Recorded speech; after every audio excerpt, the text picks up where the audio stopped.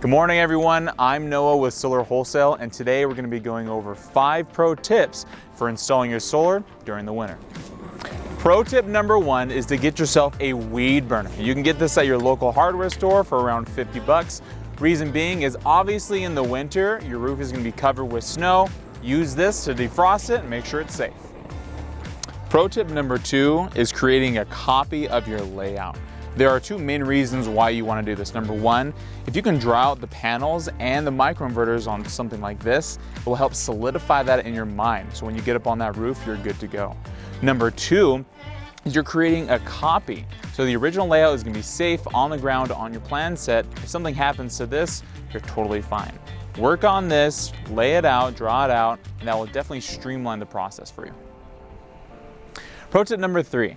After you've chalked out where your panels need to go on the roof, you want to install the bottom rail first. The reason being is if you slip, that bottom rail will add an extra measure of safety.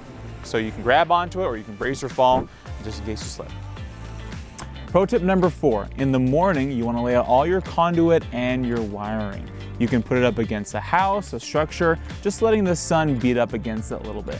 The reason, it heats it up, makes it more easy to work with, a little bit more malleable. Additionally, in order to speed up the process a little bit, you can take your weed burner and thaw out your wiring and your conduit a little bit more as well. Pro tip number 5 has to do with electrical. First, we'll talk about the roof.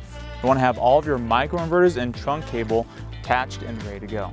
Then you want all the electrical from the AC disconnect and the combiner panel ready as well. That way you can pull from the eave junction box through the attic to the roof junction box.